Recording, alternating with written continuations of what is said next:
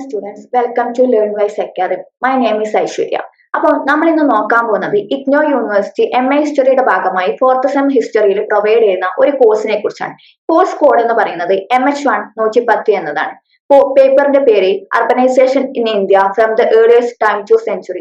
അതായത് നമ്മുടെ ആദ്യ കാലഘട്ടം മുതൽ ഇന്നത്തെ ഏർലിയസ്റ്റ് ടൈംസ് സെഞ്ചുറി 1300 വരെയുള്ള കാലഘട്ടങ്ങളിൽ ഇന്ത്യയിൽ നഗരവൽക്കരണത്തിന്റെ ഫലമായിട്ട് എന്തൊക്കെ മാറ്റങ്ങൾ ഉണ്ടായി എന്നതിനെ കുറിച്ചാണ് നമ്മൾ ഇന്ന് പഠിക്കാൻ അല്ലെങ്കിൽ ഈ പേപ്പറിൽ പ്രധാനമായിട്ട് പഠിക്കാൻ പോകുന്നത്. അപ്പൊ നിങ്ങൾ ഓർത്തു വെക്കേണ്ട ഒരു കാര്യം, the urbanisation in the period the earliest time to century 1300. ആദ്യ കാലഘട്ടം മുതൽ 1300 വരെയുള്ള കാലഘട്ടങ്ങളിൽ ഉണ്ടായ മാറ്റങ്ങൾ, നഗരവൽക്കരണത്തിന്റെ ഫലമായി ഇന്ത്യയിൽ ഉണ്ടായ മാറ്റങ്ങളെ കുറിച്ചാണ് നമ്മൾ ഈ പേപ്പറിൽ പഠിക്കാൻ പോകുന്നത്. അപ്പൊ ഈ പേപ്പറിൽ എന്തൊക്കെയാണ് വരുന്നത് എന്നതിനെ കുറിച്ച് നമുക്ക് ചെറുതായിട്ടൊന്ന് നോക്കാവുന്നതാണ്. ഇതിന്റെ ഇൻട്രൊഡക്ഷൻ അല്ലെങ്കിൽ ആമുഖമായിട്ട് പറയുകയാണെങ്കിൽ നമുക്ക് ഈ പേപ്പറിനെ 5 themes in 25 യൂണിറ്റ്സ് ആയിട്ട് ഡിവൈഡ് ചെയ്യാം. അതായത് 5 തീംസിൽ 25 യൂണിറ്റ്സ് ഉൾക്കൊള്ളിച്ചുകൊണ്ടുള്ള ഒരു പേപ്പറാണ് ഇഗ്നോ യൂണിവേഴ്സിറ്റി നിങ്ങൾക്ക് മുമ്പിൽ വെക്കുന്നത്. ഇതിൽ പ്രധാനമായിട്ടും നമ്മൾ പറഞ്ഞു the urbanisation in the earliest period to century 1300. അതായത് അർബനൈസേഷൻ ആദ്യ കാലഘട്ടം മുതൽ സെഞ്ചുറി 1300 വരെയുള്ള കാലഘട്ടങ്ങളിൽ ഇന്ത്യയിൽ അർബനൈസേഷൻ മൂലമുണ്ടായ പ്രധാനപ്പെട്ട മേജർ ചേഞ്ചസ് എന്തൊക്കെയായിരുന്നു എന്നതിനെ കുറിച്ചാണ് നമ്മൾ ഈ പേപ്പറിൽ പഠിക്കാൻ പോകുന്നത്. നമ്മളൊരു കാര്യം ശ്രദ്ധിക്കേണ്ടത്, നമ്മളൊരു സ്ഥലത്ത് താമസിക്കുകയാണെന്ന് കരുതുക. നമ്മളൊരു സ്ഥലത്ത് താമസിക്കുകയാണെങ്കിൽ സ്വാഭാവികമായിട്ടും ആ ഒരു പ്രദേശത്ത് എന്തൊക്കെ മാറ്റങ്ങൾ ഉണ്ടാവും? നമ്മളൊരു കൂട്ടുകുടുംബമായിട്ട് അല്ലെങ്കിൽ ഒരു കുറച്ച് ആൾക്കാർ കൂടിയിട്ട് ഇതുവരെ ഒരു സ്ഥലത്ത് താമസിക്കുന്നില്ല, പക്ഷെ നമ്മൾ ഒരു സ്ഥലത്തേക്ക് കുറച്ച് ആൾക്കാർ കൂടിയിട്ട് പോവുകയാണ്. അപ്പൊ സ്വാഭാവികമായിട്ടും എന്തൊക്കെ മാറ്റങ്ങൾ അവിടെ ഉണ്ടാവും? ഒരു ജനത ഒരു പ്രദേശത്ത് അധിവസിക്കുമ്പോൾ സ്വാഭാവികമായിട്ടും അവരുടെ ആചാരങ്ങൾ അവിടെ ഉണ്ടാവും, അനുഷ്ഠാനങ്ങൾ വളർന്നു വരും. അതോടൊപ്പം അവരുടെ culture, art, architecture, food, dressing style എന്നിവയിലെല്ലാം മാറ്റങ്ങൾ ഉണ്ടാവും. അതിന്റെ ഫലമായിട്ട് എന്തുണ്ടാവും? ഇത്തരത്തിലൊരു ജനത ഇവിടെ അധിവസിച്ചിരുന്നു എന്നതിനെ കുറിച്ച് ജനങ്ങൾക്ക് മനസ്സിലാക്കാൻ പറ്റും. കാരണം അവരുടെ ആർട്ടിന്റെ ഫലമായിട്ട് ഇവിടെ ഇത്തരത്തിലൊരു ജനങ്ങൾ ഉണ്ടായിരുന്നു എന്നതിനെ കുറിച്ച് നമുക്ക് മനസ്സിലാക്കാൻ പറ്റും. അവർക്കൊരു പ്ലാനിങ് ഉണ്ടായിരിക്കും, അവരുടെ ഒരു ആസൂത്രണം ഉണ്ടായിരിക്കും, എങ്ങനെയായിരിക്കും ബിൽഡിംഗ് നിർമ്മിക്കേണ്ടത് എന്നതിനെ കുറിച്ച് അവർക്ക് ചില ചിന്താഗതികൾ ഉണ്ടാവും. ഇതിന്റെ ഫലമായിട്ട് അവരുടെ റിലീജിയസ് പരമായിട്ടുള്ള, അതായത് ടെമ്പിൾ, മോസ്ക്, ചേർച്ച് തുടങ്ങിയവ ഉയർന്നു വരും. അതോടൊപ്പം തന്നെ ഒരു ടൗൺ പ്ലാനിങ് ഉണ്ടാവും. ഇപ്പൊ നമ്മൾ ഹരപ്പെ, മൊഹൻജദാരോ എല്ലാം എടുത്തു നോക്കുമ്പോൾ അവർക്ക് അവരുടേതായ ഒരു നഗരവൽക്കരണം അല്ലെങ്കിൽ ഒരു ടൗൺ പ്ലാനിങ് ഉണ്ടായിരുന്നു. അതേപോലെ തന്നെ ഒരു ജനത ഒരു സ്ഥലത്ത് അധിവസിക്കാൻ പോകുമ്പോൾ അല്ലെങ്കിൽ താമസിക്കാൻ പോകുമ്പോൾ അവർക്ക് അവരുടേതായ ചില മാറ്റങ്ങൾ ആ ഒരു പ്രദേശത്ത് ഉണ്ടാക്കാൻ പറ്റും. അത്തരത്തിലുള്ള മാറ്റങ്ങളെ കുറിച്ചാണ് നമ്മൾ പ്രധാനമായി ഈ പേപ്പറിൽ ഡിസ്കസ് ചെയ്യാൻ പോകുന്നത്. അവരുടെ ട്രേഡ്, അതേപോലെ തന്നെ ജനപദ, മഹാജനപദ തുടങ്ങിയ കാര്യങ്ങളെ കുറിച്ചാണ് ഈ പേപ്പറിൽ ഇഗ്നോ യൂണിവേഴ്സിറ്റി നിങ്ങൾക്ക് മുന്നിൽ വെക്കുന്നത്. അപ്പോ നമുക്ക് ഇതിന്റെ തീംസിൽ, അതായത് 5 തീംസിൽ എന്തൊക്കെ കാര്യങ്ങളാണ് ഈ 25 യൂണിറ്റ് എന്തിനെ കുറിച്ചൊക്കെയാണ് പറയുന്നത് എന്നത് നോക്കാം. ആദ്യത്തെ തീം എന്ന് പറയുന്നത് ഇൻട്രൊഡക്ഷൻ ടു ഏർബൻ ഹിസ്റ്ററി ആണ്. ഇൻട്രൊഡക്ഷൻ ടു ഏർബൻ ഹിസ്റ്ററിയിൽ വരുന്ന പ്രധാനമായിട്ടും 2 യൂണിറ്റുകളാണ്. ഇൻട്രൊഡക്ഷൻ ടു ഏർബൻ ഹിസ്റ്ററി എന്ന് പറയുമ്പോൾ നമുക്ക് മുമ്പിൽ ഏർബൻ ഹിസ്റ്ററിയുടെ ചരിത്രം, ഒരു സിറ്റിയും ആദ്യം തന്നെ അർബനായിട്ട് മാറില്ല. ആദ്യ കാലഘട്ടത്തിൽ അത് റൂറൽ തന്നെയായിരിക്കും. ആ റൂറലിൽ നിന്ന് മാറിയിട്ട് അത് അർബനിലേക്ക് എത്തുമ്പോൾ അവിടെ ധാരാളം പ്രക്രിയകൾ അല്ലെങ്കിൽ പ്രോസസ്സ് നടക്കുന്നുണ്ടാവും. അതിനെ കുറിച്ചാണ് നമ്മൾ ഒന്നാമത്തെ തീമിൽ പഠിക്കുന്നത്. അതിൽ പ്രധാനമായിട്ടും 2 ചാപ്റ്റേഴ്സ് ആണ് ഉള്ളത്. ഇനി നമ്മൾ രണ്ടാമത്തെ തീമിലേക്ക് കടന്നു വരികയാണെങ്കിൽ അവിടെ the earliest cities in the sub continent, അതായത് ഇന്ത്യൻ സബ് കോണ്ടിനെന്റിൽ ഉണ്ടായിരുന്ന ആദ്യകാല സിറ്റികളെ കുറിച്ചാണ് നമ്മൾ രണ്ടാമത്തെ യൂണിറ്റിൽ പഠിക്കുന്നത്. നമുക്കറിയാം, ആദ്യകാല സിറ്റികൾ എന്ന് പറയുമ്പോൾ നമ്മൾ പണ്ട് മുതലേ പഠിക്കുന്ന ഒരു കാര്യമാണ് ഹരപ്പ ആൻഡ് മോഹൻജദാരോ. അപ്പൊ നമുക്ക് ഉറപ്പിച്ച് പറയാം, ഹരപ്പ ആൻഡ് മോഹൻജദാരോ എന്നിവയിൽ ഉണ്ടായ മാറ്റങ്ങൾ, അവരുടെ ജീവിത രീതി, അവരുടെ ടൗൺ പ്ലാനിങ്, അവരുടെ ആർട്ട്, ആർക്കിടെക്ചർ, ലിറ്ററേച്ചർ തുടങ്ങിയ കാര്യങ്ങളെ കുറിച്ചാണ് നമ്മൾ ഏതിൽ പഠിക്കുന്നത്? രണ്ടാമത്തെ തീമിൽ പഠിക്കുന്നത്. അവിടെ പ്രധാനമായും 5 യൂണിറ്റുകളാണ് ഉള്ളത്. ഇനി നമ്മൾ മൂന്നാമത്തെ യൂണിറ്റിലേക്ക് വരികയാണ്. മൂന്നാമത്തെ യൂണിറ്റ് എന്ന് പറയുന്നത് early historic cities in north India. North ഇന്ത്യയിലെ ആദ്യകാല സിറ്റീസിനെ കുറിച്ചാണ് നമ്മൾ പഠിക്കാൻ പോകുന്നത്. നോർത്ത് ഇന്ത്യയിൽ ഉണ്ടായിരുന്ന ആദ്യകാല സിറ്റീസ്, അതിൽ പ്രധാനമായിട്ടും 6 യൂണിറ്റുകളാണുള്ളത്. നമുക്കറിയാം, നോർത്ത് ഇന്ത്യയിലെ ആദ്യകാല സിറ്റികൾ അവരെങ്ങനെയാണ് ഉയർന്നു വന്നത്, അവരുടെ ആചാരങ്ങൾ, കൾച്ചർ, അതുപോലെ തന്നെ അവരുടെ ആർട്ട്, ലിറ്ററേച്ചർ, ആർക്കിടെക്ചർ തുടങ്ങിയ കാര്യങ്ങളാണ് നമ്മൾ മൂന്നാമത്തെ യൂണിറ്റിൽ ഡിസ്കസ് ചെയ്യാൻ പോകുന്നത്. നാലാമത്തെ യൂണിറ്റിലേക്ക് കടന്നു വരികയാണെങ്കിൽ അതിന്റെ ടൈറ്റിൽ എന്ന് പറയുന്നത് early historic cities in Deccan and south India. ഡെക്കാനും സൗത്ത് ഇന്ത്യയിലും ഉണ്ടായിരുന്ന ആദ്യകാല സിറ്റികളെ കുറിച്ചാണ് നമ്മൾ നാലാമത്തെ യൂണിറ്റിൽ പറയുന്നത്. പ്രധാനമായിട്ടും 5 യൂണിറ്റുകളാണ് അത് നമുക്ക് മുന്നിൽ വെക്കുന്നത്. തീം 4 ആദ്യകാലഘട്ടങ്ങളിലെ സൗത്ത് ഇന്ത്യയിലും ഡെക്കാനും the earliest cities in Deccan and south India എന്ന ടോപ്പിക്കാണ്. ആദ്യകാലഘട്ടങ്ങളിൽ ഇവിടെ ഉണ്ടായിരുന്ന സിറ്റീസിനെ കുറിച്ചാണ് നമ്മൾ ഇവിടെ ഈ നാലാമത്തെ തീമിൽ പഠിക്കാൻ പോകുന്നത്. അതിൽ വരുന്നതാണ് അമരാവതി, നാഗാർജുനകൊണ്ട, കാഞ്ചീപുരത്തിന്റെ മറ്റൊരു പേരാണ് തൊണ്ടൈമണ്ഡലം എന്നിവയെ കുറിച്ചാണ് നമ്മൾ ഈ നാലാമത്തെ യൂണിറ്റിൽ പഠിക്കാൻ പോകുന്നത്. ഇനി 5ാമത്തെ യൂണിറ്റിലേക്ക് വരികയാണെങ്കിൽ 5ാമത്തെ യൂണിറ്റിൽ അഞ്ചാമത്തെ തീമില് പ്രധാനമായും 7 യൂണിറ്റുകളാണ് നമുക്ക് പഠിക്കാനുള്ളത്. ഈ 5ാമത്തെ തീമിന്റെ പേര് patterns of early medieval urbanisation. അതായത് മധ്യകാലഘട്ടത്തിൽ ഉണ്ടായിരുന്ന മധ്യകാലഘട്ടങ്ങളിൽ ഉണ്ടായിരുന്ന നഗരവൽക്കരണം, ആ നഗരവൽക്കരണത്തിന്റെ ഫലമായിട്ടുണ്ടായ മാറ്റം എന്നിവയെ കുറിച്ചാണ് the major changes in the early medieval urbanisation എന്നിവയെ കുറിച്ചാണ് നമുക്ക് പ്രധാനമായിട്ടും 5ാമത്തെ യൂണിറ്റ് പഠിക്കാനുള്ളത്. ഇതിൽ പ്രധാനമായും നമുക്ക് 7 യൂണിറ്റുകൾ പഠിക്കാനുണ്ട്. അപ്പൊ നമ്മളെ 5 തീംസ് ഡിവൈഡഡ് ഇൻ 25 യൂണിറ്റ്സ് ആണെന്ന് മനസ്സിലാക്കാം. ഇനി നമ്മൾ ഇൻട്രൊഡക്ഷൻ ടു ഏർബൻ ഹിസ്റ്ററി, അതായത് നമ്മളെ ഫസ്റ്റ് തീം എടുത്ത് നോക്കുകയാണെങ്കിൽ ഫസ്റ്റ് യൂണിറ്റിൽ അണ്ടർസ്റ്റാൻഡ് ദ ഏർബൻ ഹിസ്റ്ററി, എന്താണ് ഏർബൻ ഹിസ്റ്ററി എന്നതിനെ കുറിച്ചാണ് നമുക്ക് ഫസ്റ്റ് യൂണിറ്റിൽ പഠിക്കാനുള്ളത്. The urban history studies the development of cities and towns including the process of urbanisation, surplus, social political system that shapes urban life. അതായത് നമ്മളെ ഒരു സ്ഥലത്ത് താമസിക്കുന്നതിന്റെ ഫലമായിട്ട് അവിടെ ചില സിറ്റികൾ വളർന്നുണ്ട്. സിറ്റികളുടെ വളർച്ചയുടെ ഫലമായിട്ട് നമ്മൾ ചില ഉൽപാദന പ്രവർത്തനങ്ങൾ അഗ്രികൾച്ചർ മേഖലയിൽ ഇടപെടും. ഈ അഗ്രികൾച്ചറിന്റെ ഫലമായിട്ട് നമുക്ക് സർപ്ലസ് ഉണ്ടാവും. സർപ്ലസ് സ്വാഭാവികമായിട്ട് ഉണ്ടാവുക നമ്മൾ ആവശ്യങ്ങൾ കഴിച്ച് മറ്റത് മറ്റുള്ളവർക്ക് കൊടുക്കാൻ തീരുമാനിക്കും. അപ്പൊ അവിടെ ഒരു ട്രേഡ് റൂട്ട് ഉണ്ടാവും. ഇത്തരത്തിലുള്ള കാര്യങ്ങളെ കുറിച്ചാണ് നമുക്ക് 1ാമത്തെ യൂണിറ്റിൽ പഠിക്കാനുള്ളത്. 2ാമത്തെ യൂണിറ്റ് എന്ന് പറയുന്നത് approaches the study of ancient cities. നമ്മളെ പ്രധാനപ്പെട്ട 2 സിറ്റികളാണ് ഹരപ്പ, മോഹൻജദാരോ തുടങ്ങിയ. അപ്പൊ അത്തരത്തിലൊരു സിറ്റിയെ കുറിച്ച് പഠിക്കുമ്പോൾ നമ്മൾ എന്തൊക്കെ രീതിയിലാണ്, ഏത് മേഖലയിലാണ്, എന്ത് രീതിയിലാണ് ആ ഒരു സിറ്റിയെ സമീപിക്കേണ്ടത്, എങ്ങനെയാണ് അതിനെ പഠിക്കേണ്ടത് തുടങ്ങിയ കാര്യങ്ങളെ കുറിച്ചാണ് നമ്മൾ 2ാമത്തെ യൂണിറ്റിൽ പഠിക്കേണ്ടത്. ഇനി തീം 2ലേക്ക് കടക്കുകയാണെങ്കിൽ the earliest cities in the subcontinent, നമ്മുടെ ഇന്ത്യൻ സബ് കോണ്ടിനെന്റിൽ ഉണ്ടാകുന്ന ആദ്യകാല സിറ്റികളെ കുറിച്ചാണ് നമുക്ക് ഇതിൽ പഠിക്കാനുള്ളത്. നമ്മൾ പറഞ്ഞു ആദ്യകാല സിറ്റീസ് എന്ന് പറയുമ്പോൾ പ്രധാനമായിട്ട് അതിൽ വരുന്ന ഹരപ്പ, മോഹൻജദാരോ തുടങ്ങിയവയെ കുറിച്ച്, അവരുടെ ആർട്ട്, ആർക്കിടെക്ചർ, കൾച്ചർ, അവരുടെ ജീവിത രീതി എന്നിവയെ കുറിച്ചാണ് നമുക്ക് ഇതിൽ പഠിക്കാനുള്ളത്. യൂണിറ്റ് 3ലേക്ക് നമ്മൾ വരികയാണ് an introduction to early urbanism. അതായത് ആദ്യകാല നഗരവൽക്കരണത്തിന് ഒരു ഇൻട്രൊഡക്ഷൻ എന്ന രീതിയിലാണ് നമ്മുടെ 3ാമത്തെ യൂണിറ്റ് വരുന്നത്. ഈ 3ാമത്തെ യൂണിറ്റിൽ പ്രധാനമായിട്ട് പറയുന്നത് വെച്ചാൽ നമ്മളെ പോപ്പുലേഷൻ ഡെൻസിറ്റി, അതേപോലെ തന്നെ ഇവരുടെ ആർട്ട്, ആർക്കിടെക്ചർ തുടങ്ങിയ കാര്യത്തെ കുറിച്ച്. പോപ്പുലേഷൻ ഡെൻസിറ്റി എന്ന് പറയുമ്പോൾ ഒരു പ്രദേശത്ത് ഒന്നിൽ കൂടുതൽ ആൾക്കാർ, അതായത് ഒരു പ്രദേശത്ത് താമസിക്കുന്ന ജനങ്ങളുടെ അളവിൽ ഉണ്ടാകുന്ന വർധനവ്, ജനസാന്ദ്രതയാണ് നമ്മൾ പോപ്പുലേഷൻ ഡെൻസിറ്റി എന്ന് പറയുന്നത്. അതായത് അർബനിസത്തിന്റെ ഭാഗമായിട്ട് പോപ്പുലേഷൻ ഡെൻസിറ്റി ഉണ്ടാകുന്നു തുടങ്ങിയ കാര്യങ്ങളെ കുറിച്ചാണ് നമുക്ക് ഈ 3ാമത്തെ യൂണിറ്റിൽ പഠിക്കാനുള്ളത്. 4ാമത്തെ യൂണിറ്റിലേക്ക് കടന്നു വരുമ്പോൾ distribution and morphology of Harappan settlements. Harappan സെറ്റിൽമെന്റ്സിന്റെ പ്രത്യേകത, അവരുടെ ടൗൺ പ്ലാനിങ്, അവരുടെ ഗ്രാനറി, അവരുടെ ഗ്രേറ്റ് പാത്ത് തുടങ്ങിയവയെ കുറിച്ച്, അതായത് അവരുടെ ആർട്ട് അല്ലെങ്കിൽ ആർക്കിടെക്ചർ, അവരുടെ പ്രധാനമായിട്ടും അവരുടെ ഹരപ്പൻസിന്റെ മോർഫോളജിയെ കുറിച്ചാണ്, ഹരപ്പൻ സെറ്റിൽമെന്റ്സിന്റെ മോർഫോളജിയെ കുറിച്ചാണ് നമുക്ക് 4ാമത്തെ യൂണിറ്റിൽ പഠിക്കാനുള്ളത്. 5ാമത്തെ യൂണിറ്റിലേക്ക് വരുമ്പോൾ ഹരപ്പൻ എക്കണോമി ആൻഡ് ഓക്യുപ്പേഷൻ, അതായത് അവരുടെ ജീവിതത്തിന് വേണ്ടി അവർ എന്തൊക്കെ രീതിയിലുള്ള സാമ്പത്തിക പ്രവർത്തനങ്ങളാണ് നടത്തിയത്, അവരുടെ പ്രധാന ഉപജീവന മാർഗങ്ങൾ എന്നിവയെ കുറിച്ചാണ് നമുക്ക് ഇതിൽ പഠിക്കാനുള്ളത്. അതായത് ട്രേഡ്, ക്രാഫ്റ്റ്, പ്രൊഡക്ഷൻ, എക്സ്ചേഞ്ച് തുടങ്ങിയ കാര്യങ്ങളെ കുറിച്ച്, സർപ്ലസ് തുടങ്ങിയ കാര്യങ്ങളെ കുറിച്ചാണ് നമുക്ക് 5ാമത്തെ യൂണിറ്റിൽ പഠിക്കാനുള്ളത്. 6ാമത്തെ യൂണിറ്റിലേക്ക് വരുന്നത് ഹരപ്പൻ അർബൻ സൊസൈറ്റി. അതായത് നമ്മൾ ഹരപ്പ എന്ന പ്രദേശം ഒരു അർബനായിട്ട് മാറി. കാരണം അവിടെ കുറേയധികം ജനങ്ങൾ താമസിക്കാൻ തുടങ്ങി, അവരുടെ ആർട്ടിൽ ചില മാറ്റങ്ങൾ ഉണ്ടായി തുടങ്ങി, ആർക്കിടെക്ചറിന് ചില മാറ്റങ്ങൾ ഉണ്ടായിരുന്നു തുടങ്ങി, കൾച്ചർ, അതേപോലെ തന്നെ ഹോമോജീനിയസ് ആയി നിലനിന്ന പീപ്പിൾസ് ഹെട്രോജീനിയസ് ആയി മാറുന്നു. അപ്പൊ അത്തരത്തിലുള്ള മാറ്റങ്ങളെ കുറിച്ചാണ് നമ്മൾ 6ാമത്തെ യൂണിറ്റിൽ പഠിക്കാൻ പോകുന്നത്. യൂണിറ്റ് 7 എടുത്തു നോക്കുമ്പോൾ case study of A major urban centres of Mohenjo-daro. നമ്മൾ പറഞ്ഞു നമ്മളെ മേജർ സിറ്റീസ് അല്ലെങ്കിൽ ആൻഷ്യൻ സിറ്റീസ് എന്ന് പറയുമ്പോൾ അതിൽ പ്രധാനപ്പെട്ട രണ്ട് സിറ്റികളാണ് ഹരപ്പ ആൻഡ് മോഹൻജദാരോ. അപ്പൊ ഈ മോഹൻജദാരോ എന്ന സിറ്റിയെ കുറിച്ച് അതിന്റെ കേസ് അതെങ്ങനെയായിരുന്നു ഉയർന്നു വന്നത് തുടങ്ങിയ കാര്യങ്ങളെ കുറിച്ചാണ് നമ്മൾ ഇത് പഠിക്കാൻ പോകുന്നത്. അതായത് what are the major centres of the മോഹൻജദാരോയുടെ ഹൗസസ്, ക്രാഫ്റ്റ് വർക്കിംഗ് തുടങ്ങിയവയാണ് നമ്മൾ ഇവിടെ പഠിക്കാൻ പറ്റുക.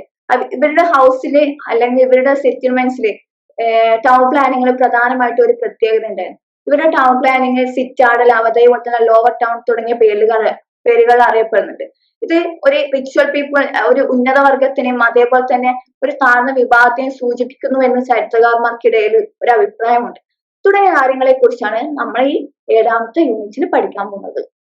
ഇനി നമ്മള് 3ാമത്തെ തീമിലേക്ക് നോക്കുകയാണെങ്കിൽ early historic cities in north India. North ഇന്ത്യയിലെ ആദ്യകാല ചരിത്രപരമായ സിറ്റീസ്, സെന്ററുകൾ ഏതൊക്കെയായിരുന്നു, അവരുടെ പ്രത്യേകതകൾ എന്തൊക്കെയായിരുന്നു തുടങ്ങിയവയാണ് നമ്മൾ ഈ 3ാമത്തെ തീമിൽ നോക്കാൻ പോകുന്നത്. അത് യൂണിറ്റ് 8 എടുത്ത് നോക്കുകയാണെങ്കിൽ archaeology of the early historic urban centres in north India, emergence and characteristics. അതായത് പിന്നെ നമ്മുടെ നോർത്ത് ഇന്ത്യയിൽ ഉയർന്നു വന്ന ആദ്യകാല നഗരങ്ങളെ കുറിച്ചും അവരുടെ ആർക്കിയോളജിയെ കുറിച്ചും അവരുടെ ഉയർന്നു വരുന്ന എമർജൻസിന് ഉണ്ടായ what are the major causes of emergency തുടങ്ങിയ കാര്യങ്ങളെ കുറിച്ചാണ് നമ്മൾ ഈ 8ാമത്തെ യൂണിറ്റിൽ പഠിക്കുന്നത്. അതിനുവേണ്ടി നമ്മൾ ഇവരെ എന്തൊക്കെ കാര്യങ്ങളാണ് ഇതിന് മേജർ ആയിട്ട് പഠിക്കാന്ന് ചോദിച്ചാൽ the major changes of fortified walls, അതായത് ഇവരുടെ വാളുകളിൽ ഉണ്ടാക്കുന്ന ഫോർട്ടിഫൈഡ് വാൾസിനുണ്ടായി എങ്ങനെയായിരുന്നു ഇവരുടെ കൺസ്ട്രക്ഷൻ വർക്ക് തുടങ്ങിയ കാര്യങ്ങളാണ് നമ്മൾ യൂണിറ്റ് 8 നോക്കാൻ പോകുന്നത്. യൂണിറ്റ് 9 വരികയാണെങ്കിൽ urban centres and other type of spaces. നമ്മൾ അവരുടെ അർബൻ സെന്റേഴ്സിനെ കുറിച്ച് നമ്മൾ പറഞ്ഞു. ഒരു പ്രദേശം ആദ്യം തന്നെ ഒരു നഗരമായി മാറുന്നില്ല. അത് ആദ്യം എന്തായാലും റൂറൽ പ്രദേശമായിരിക്കും. അത് എങ്ങനെയാണ് ട്രാൻസ്ഫോംഡ് ചെയ്ത് നഗരത്തിലേക്ക് എത്തുന്നത്, ആ നഗരത്തിൽ എന്തൊക്കെയുണ്ടാകുന്ന മാറ്റങ്ങൾ തുടങ്ങിയ കാര്യങ്ങളെ കുറിച്ച്, അതായത് ജനപദ, മഹാജനപദ, ഗ്രാമ, അരണ്യ തുടങ്ങിയ കാര്യങ്ങളെ കുറിച്ച്, അതായത് കുറെ അധികം ജനങ്ങൾ താമസിക്കുമ്പോഴാണ് അതൊരു മഹാജനപദമായി മാറുന്നത്. 16 മഹാജനപദങ്ങൾ ഉണ്ടായിരുന്നു തുടങ്ങിയ കാര്യങ്ങൾ. ഇതെങ്ങനെയാണ് മാറി വരുന്നത്, ഇത് ഇത്തരത്തിലുള്ള മാറ്റത്തിന് എന്തൊക്കെയാണ് കാരണമാകുന്നത് തുടങ്ങിയ കാര്യങ്ങളെ കുറിച്ചാണ് നമ്മൾ ഈ 9ാമത്തെ യൂണിറ്റിൽ പഠിക്കാൻ പോകുന്നത്. നമ്മൾ പറഞ്ഞു 16 മഹാജനപദങ്ങൾ ഉണ്ടായിരുന്നു ആൻഷ്യന്റ് ഇന്ത്യയിൽ. അതിൽ പ്രധാനപ്പെട്ട മഹാജനപദമായിട്ട് മഗധ ഉയർന്നു വരുന്നതും what are the major reason for the emergence of Magadha തുടങ്ങിയ കാര്യങ്ങളെ കുറിച്ചാണ് നമ്മൾ ഈ 9ാമത്തെ ചാപ്റ്ററിൽ പഠിക്കാൻ പോകുന്നത്.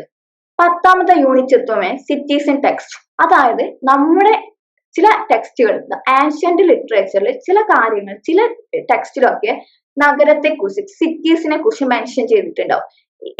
ഏതൊക്കെ ടെക്സ്റ്റിലാണ് ഈ സിറ്റീസിനെ കുറിച്ച് മെൻഷൻ ചെയ്തത് തുടങ്ങിയ കാര്യങ്ങളെ കുറിച്ചാണ് നമ്മൾ 10ാമത്തെ യൂണിറ്റ് പറയുന്നത്. ഉദാഹരണം അർത്ഥശാസ്ത്ര ഓഫ് കൗട്ടില്യ എടുത്തു നോക്കുകയാണെങ്കിൽ നമ്മൾക്കറിയാം അതിൽ എന്തുണ്ട്, ഒരു രാജാവ് എങ്ങനെയായിരിക്കണം ഭരിക്കേണ്ടത് തുടങ്ങിയ കാര്യങ്ങൾ കൗട്ടില്യന്റെ അർത്ഥശാസ്ത്രത്തിൽ പറയുന്നുണ്ട്. പിന്നെ സിലപ്പതികാരം മണിമേഖലയുടെ സിലപ്പതികാരം എടുത്തു നോക്കുകയാണെങ്കിൽ ഒരു നഗരം എങ്ങനെയാണ് എന്നതിനെ കുറിച്ച് കൃത്യമായി അതിൽ പറയുന്നുണ്ട്. അപ്പോ നമ്മൾ ഇത്തരത്തിലുള്ള ടെക്സ്റ്റുകളിൽ സിറ്റീസ്, അതായത് നമ്മുടെ സിറ്റികളെ കുറിച്ച് പരാമർശിക്കുന്ന ടെക്സ്റ്റുകളെ കുറിച്ചാണ് നമ്മൾ 10ാമത്തെ യൂണിറ്റിൽ പഠിക്കാൻ. യൂണിറ്റ് 11 വരികയാണെങ്കിൽ early historic cities in Taxila Valley and archaeological perspectives. അതായത് ടാക്സില വാലീസിൽ ഉണ്ടായിരുന്ന സിറ്റികളെ കുറിച്ചും അതിന്റെ പുരാവസ്തുപരമായ പഠനം എങ്ങനെയായിരുന്നു എന്നതിനെ കുറിച്ചുമാണ് ആർക്കിയോളജിക്കൽ സ്റ്റഡീസ് ഓഫ് ടാക്സിലയെ കുറിച്ചാണ് നമ്മൾ 11ാമത്തെ യൂണിറ്റിൽ പഠിക്കുന്നത്. അതിൽ നിയോലിത്തിക് പീരീഡ് ടു കുഷാൻ എറ വരെയുള്ള കാര്യങ്ങളെ കുറിച്ച് അല്ലെങ്കിൽ അവരുടെ പ്രധാനപ്പെട്ട ചേഞ്ചസിനെ കുറിച്ചാണ് നമ്മൾ യൂണിറ്റ് 11 പഠിക്കുന്നത്. യൂണിറ്റ് 12 എടുത്തു നോക്കുകയാണെങ്കിൽ കേസ് സ്റ്റഡി ഓഫ് പാടലിപുത്ര എന്ന് പറയുന്നത് one of the ancient megapolis ആണ്. ഇത് എവിടെയാണ് സിറ്റുവേറ്റഡ് ചെയ്യുന്നത് വെച്ചാൽ ഗംഗാ റിവറിലാണ്. This Pataliputra is situated in the river banks of Ganga river. This founded by the Padaliputra founded by Ajatashatru ആണ് തുടങ്ങിയ കാര്യങ്ങളെ കുറിച്ച്, പാടലിപുത്രയുടെ ആർക്കിടെക്ചർ, അതേപോലെ തന്നെ മെഗസ്തനിസ്, അജാതശത്രു തുടങ്ങിയ കാര്യങ്ങളെ കുറിച്ചാണ് നമ്മൾ യൂണിറ്റ് 12 പഠിക്കാൻ പോകുന്നത്. യൂണിറ്റ് 13 വരികയാണെങ്കിൽ കേസ് സ്റ്റഡി ഓഫ് മധുര നമുക്കറിയാം പുരാതനത്തിൽ the ancient one of the major city ആണ് ഏത് മധുര എന്ന് പറയുന്നത്. Madurai is the ancient city ആണ്. അതേപോലെ തന്നെ one of the traditional city എന്ന് പറയുന്നത് മധുരയാണ്. മധുരയിൽ ഉണ്ടാകുന്ന ലാൻഡ്സ്കേപ്പ്, റിലീജിയസ് പരമായിട്ടുണ്ടാകുന്ന ചില മാറ്റങ്ങൾ തുടങ്ങിയവയെ കുറിച്ചാണ് നമ്മൾ ഇതിൽ പഠിക്കാൻ പോകുന്നത്. ദ പുരാണിക് ഇമ്പോർട്ടൻസ് പ്ലേസ് ആണ് മധുര എന്ന് പറയുന്നത്. ഇത് നമ്മൾ തീം 4ലേക്ക് കടന്നു വരികയാണെങ്കിൽ early historic cities in Deccan and south India. South ഇന്ത്യയിലും ഡെക്കാനിലും ഉണ്ടാകുന്ന ആദ്യകാല സിറ്റികളെ കുറിച്ചാണ് അല്ലെങ്കിൽ നഗരങ്ങളെ കുറിച്ചാണ് നമ്മൾ തീം 4 പഠിക്കാൻ പോകുന്നത്. യൂണിറ്റ് 40ലേക്ക് നോക്കുകയാണെങ്കിൽ archaeology of the emergence of early cities and the characteristics of the early historic urban centres in south India. South ഇന്ത്യയിൽ ഉണ്ടാകുന്ന പ്രധാനപ്പെട്ട നഗരങ്ങളെ കുറിച്ചും അവയുടെ എമർജൻസിന് ഉണ്ടാകുന്ന കാരണത്തെ കുറിച്ചും ആ എമർജൻസിലേക്ക് അവരെ എത്തിച്ചതിനുള്ള തെളിവുകളായിട്ട് നമുക്ക് ലഭിക്കുന്ന ആർക്കിയോളജിക്കൽ സോഴ്സസിനെ കുറിച്ചും തുടങ്ങിയ കാര്യങ്ങളെ കുറിച്ചാണ് നമ്മൾ യൂണിറ്റ് 14 പഠിക്കാൻ പോകുന്നത്. അതിൽ നമ്മൾ തമിഴകത്തെ കുറിച്ച് പഠിക്കുന്നുണ്ട്. Tamilaga is the one of the major centre in south India എന്ന് നമുക്കറിയാം. അതേപോലെ തന്നെ അവിടെ ഉണ്ടായിരുന്ന 5 തിണേഴ്സിനെ കുറിച്ച് പഠിക്കുന്നുണ്ട്. 5 തിണ നമുക്കറിയാം. കുറിഞ്ചി, മുല്ലേ, മധുരൈ, കുറിഞ്ചി, മുല്ലേ, മരുതം, നെയ്തൽ തുടങ്ങിയ 5 പാലേ തുടങ്ങിയ 5 തിണകളെ കുറിച്ച്, ആ തിണകളിൽ ഉണ്ടാകുന്ന പ്രധാനപ്പെട്ട ജോഗ്രഫിക്കൽ ഡിഫറൻസിനെ കുറിച്ച് തുടങ്ങിയ കാര്യങ്ങളെ കുറിച്ചാണ് നമ്മൾ യൂണിറ്റ് 14 ചർച്ച ചെയ്യാൻ പോകുന്നത്. യൂണിറ്റ് 15 നോക്കുകയാണെങ്കിൽ കേസ് സ്റ്റഡി ഓഫ് നാഗാർജുന കൊണ്ട. നാഗാർജുന കൊണ്ടയിൽ ഉണ്ടായിരുന്ന പ്രധാനപ്പെട്ട അവരുടെ ആർക്കിടെക്ചർ, അതേപോലെ തന്നെ അവർ വളർന്നു വരുമ്പോൾ നമുക്ക് ഇവിടെ ഒരു നഗരവൽക്കരണം അല്ലെങ്കിൽ ഇവിടെ ഒരു ജനത അധിവസിച്ചിരുന്നു എന്നതിന്റെ തെളിവുകൾ നമുക്ക് ലഭിക്കുന്നത് അവരുടെ ആർക്കിയോളജിക്കൽ എവിഡൻസിലൂടെയാണ്. അപ്പോൾ ആ ആർക്കിയോളജിക്കൽ എവിഡൻസിനെ കുറിച്ചും തുടങ്ങിയ കാര്യങ്ങളെ കുറിച്ചാണ്, ഇവരുടെ പ്രധാനപ്പെട്ട ആർക്കിയോളജിക്കൽ സൈറ്റ്സ് തുടങ്ങിയവയെ കുറിച്ചാണ് നമ്മൾ ഈ 15ാമത്തെ യൂണിറ്റിൽ പഠിക്കാൻ പോകുന്നത്. ഇനി യൂണിറ്റ് 16ലേക്ക് നമ്മൾ കടക്കുകയാണെങ്കിൽ case study of Amaravati. Amaravati എന്ന ഒരു സെന്ററിനെ കുറിച്ച്, ഒരു നഗരത്തെ കുറിച്ചാണ് നമ്മൾ 16ാമത്തെ യൂണിറ്റിലേക്ക് പഠിക്കുന്നത്. അമരാവതി എന്ന് പറയുന്നത് ക്യാപിറ്റൽ ഓഫ് ആന്ധ്രാപ്രദേശ് ആണ്. ആന്ധ്രാപ്രദേശിന്റെ തലസ്ഥാനമായിട്ടാണ് നമുക്ക് അമരാവതിനെ അറിയപ്പെടുന്നത്. Amaravati is a rich case study of urban planning. Urban പ്ലാനിങ്ങിനെ കുറിച്ച് അവിടെ ഉണ്ടായിരുന്ന ആ ഡെവലപ്മെന്റിനെ കുറിച്ചുമാണ് നമ്മൾ ഈ 16ാമത്തെ യൂണിറ്റിന് പഠിക്കാൻ പോകുന്നത്. Unit 17 case study of Kanchipuram and Thondaimandalam. Thondaimandalam, Kanchipuram തുടങ്ങിയ പ്രദേശങ്ങൾ ഉണ്ടായിരുന്ന അവരുടെ വളർച്ചയ്ക്ക് കാരണമായ ചില കാരണങ്ങളെ കുറിച്ചാണ് നമ്മൾ 17ാമത്തെ യൂണിറ്റിൽ പഠിക്കുന്നത്. നമുക്കറിയാം Kanchipuram is known as a city of temples. അതേപോലെ തന്നെ Thondaimandalam is a one of the important religions place. അതായത് ഈ 2 സ്ഥലങ്ങളെ കുറിച്ച്, കാഞ്ചീപുരം അതേപോലെ തന്നെ തൊണ്ടൈമണ്ഡലം തുടങ്ങിയ 2 സ്ഥലങ്ങളെ കുറിച്ചാണ്, അവരുടെ ഹിസ്റ്റോറിക്കൽ സിഗ്നിഫിക്കൻസിനെ കുറിച്ച്, അവരുടെ ആർട്ടിനെ കുറിച്ച്, അവരുടെ ആർക്കിടെക്ചറിനെ കുറിച്ച്, അവരുടെ എഞ്ചിനീയറിംഗ് സ്കില്ലിനെ കുറിച്ച് തുടങ്ങിയ കാര്യങ്ങളെ കുറിച്ചാണ് നമ്മൾ ഈ 17ാമത്തെ യൂണിറ്റിൽ പഠിക്കാൻ പോകുന്നത്. ഇനി നമ്മൾ യൂണിറ്റ് 18ലേക്ക് കടന്നു വരികയാണെങ്കിൽ case study of Kaveri Pattanam, otherwise known as a Puhar. Puhar അഥവാ കാവേരി പട്ടണം എന്ന പേരിൽ അറിയപ്പെടുന്നു. Ancient one of the important port city ആണ് കാവേരി പട്ടണം എന്ന് പറയുന്നത്. ദ മേജർ ട്രേഡ് റൂട്ട് അല്ലെങ്കിൽ major crucial role of trade. കാവേരി പട്ടണത്തിൽ ട്രേഡിനെ സംബന്ധിച്ച് പ്രധാനപ്പെട്ട ഒരു റോളാണ് ഉണ്ടായിട്ടുള്ളത്. ഇവിടെ ഉണ്ടാകുന്ന ലിറ്ററസി, കോയിനേജ്, ഡൈവേഴ്സിറ്റി, അതായത് ഇവിടെ ഉണ്ടാകുന്ന വൈവിധ്യങ്ങൾ തുടങ്ങിയ കാര്യങ്ങളെ കുറിച്ചാണ് നമ്മൾ യൂണിറ്റ് 18 പഠിക്കാൻ പോകുന്നത്. യൂണിറ്റ് 19ലേക്ക് കടക്കുന്നതിന് മുമ്പ് അവിടെ നമ്മുടെ തീംസ് 5 തുടങ്ങുകയാണ്. അപ്പൊ ഈ തീം 5ൽ നമ്മൾ പാറ്റേൺസ് ഓഫ് ഏർലി മിഡീവൽ അർബനൈസേഷനെ കുറിച്ചാണ് പറയുന്നത്. മധ്യകാലഘട്ടത്തിലെ അർബനൈസേഷനെ കുറിച്ചാണ് ഈ ഒരു തീമിൽ ചർച്ച ചെയ്യാൻ പോകുന്നത്. അപ്പൊ ഫസ്റ്റ് 19ാമത്തെ യൂണിറ്റിലേക്ക് നമ്മൾ കടന്നു വരികയാണ്. Urbanisation in post Gupta period in archaeological evidence. അതായത് ഗുപ്ത പീരീഡിന് ശേഷം ഉണ്ടാകുന്ന അർബനൈസേഷനെ കുറിച്ച്, ഇതിനെക്കുറിച്ച് നമുക്ക് ലഭിക്കുന്ന ആർക്കിയോളജിക്കൽ എവിഡൻസിനെ കുറിച്ച് തുടങ്ങിയ കാര്യങ്ങളെ കുറിച്ചാണ് നമ്മൾ ഈ ഒരു ചാപ്റ്ററിൽ, അതായത് 19ാമത്തെ യൂണിറ്റിൽ ചർച്ച ചെയ്യുന്നത്. യൂണിറ്റ് 20ലേക്ക് കളിക്കുകയാണെങ്കിൽ early medieval urbanisation from epigraphy and text. അതായത് ഇവിടെ ഒരു ഇത്തരത്തിലുള്ള ഒരു അർബനൈസേഷൻ അല്ലെങ്കിൽ നഗരവൽക്കരണം നടന്നിരുന്നു എന്നതിന്റെ തെളിവുകൾ നമുക്ക് ലഭിക്കുന്നത് എപ്പിഗ്രാഫി ആൻഡ് ടെക്സ്റ്റിനാണ്. അതായത് major resources came to epigraphy and text.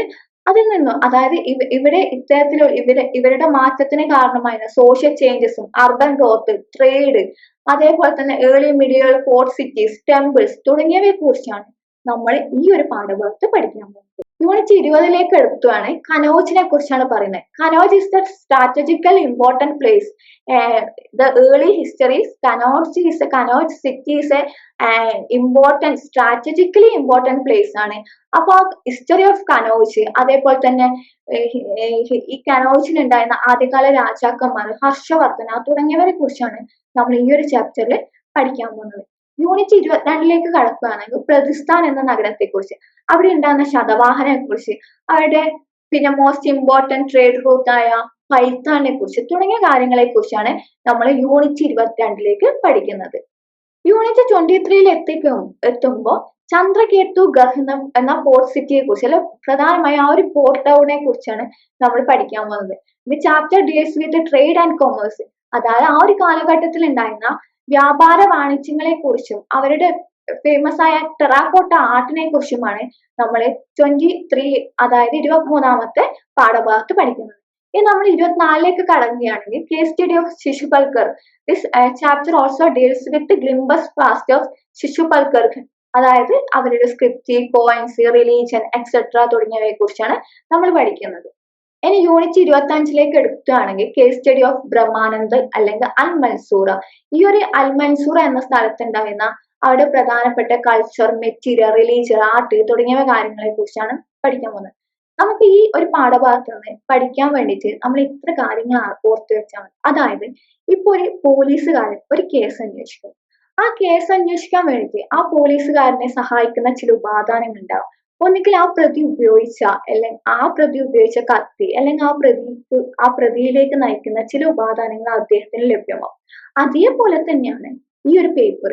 ഈ ഒരു പേപ്പർ എന്ന് പറഞ്ഞാൽ ഏൻഷ്യന്റ് കാലഘട്ടത്തിൽ ഇത്തരത്തിലുള്ള സംസ്കാരം നിലനിന്നിരുന്നു എന്നതിലേക്ക് നമ്മളെ വഴിതെളിയിക്കുന്ന ചില ഉപാദാനങ്ങൾ എന്ന ആർക്കിയോളജിക്കൽ എവിഡൻസ് നമുക്ക് ലഭിക്കും.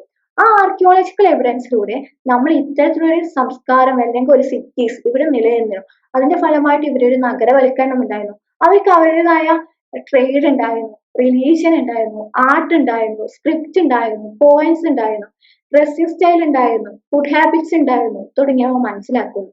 ആ ഒരു കാര്യം, അതായത് നമ്മൾ ആ സിനിമാ തീമിലൂടെ ഈ ഒരു ചാപ്റ്ററിലെ ഓർത്തു നോക്കുകയാണെങ്കിൽ നമുക്ക് ഈ ചാപ്റ്ററിൽ എന്തൊക്കെ കാര്യങ്ങളാണ് പറയുന്നത് കൃത്യമായി ഓർത്തെടുക്കാൻ പറ്റും. അപ്പോൾ ഓക്കെ സ്റ്റുഡൻസ്, താങ്ക് യു. നമ്മൾ ഇത്രയും സമയം പറഞ്ഞത് MH1 110 എന്ന ഇഗ്നോ യൂണിവേഴ്സിറ്റി MA ഹിസ്റ്ററിയുടെ ഭാഗമായി 4th സെമസ്റ്റർ പ്രൊവൈഡ് ചെയ്യുന്ന ഒരു കോഴ്സിൽ എന്തൊക്കെ പാഠഭാഗങ്ങളാണ് ഉൾപ്പെടുന്നത് എന്നതിനെ കുറിച്ചാണ്. അപ്പോൾ ഓക്കെ, താങ്ക് യു. നമ്മുടെ ബാക്കി കാര്യങ്ങൾ നമ്മുടെ ചാനലിൽ അപ്ലോഡ് ചെയ്യുന്നതായിരിക്കും. Okay, bye students.